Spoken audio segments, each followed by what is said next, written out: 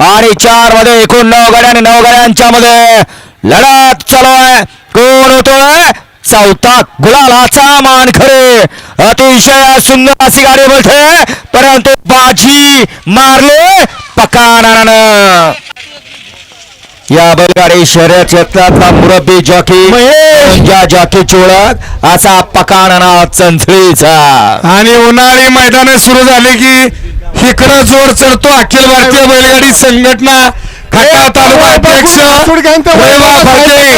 शिंदेवाडीकरांना. वैभव बाहेर बाहेर मैदानाच्या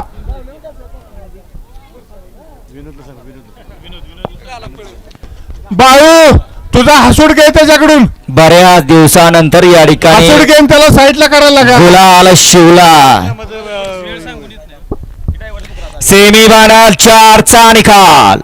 सेमी फायनल 4चा निकाल. तास क्रमांक 4 वर धावलेली गाडी ज्योतिर्लिंग प्रसन्न अन्विता देशमुख जायगाव या गाडीचा 1 नंबर आला. विजेता बैलगाडी मालकाचं त्यावरती असलेला प्रकाश नाना चंचळीकरांचं हार्दिक आणि हार्दिक अभिनंदन. सुंदर अशी गाडी पळाली. उजवीला पळाला संभाजी पाटोळे गोडसाळेकरांचा गजा पळाला. त्यातून डावीला पळाला जानवाय प्रसन्न श्रेयस रवींद्र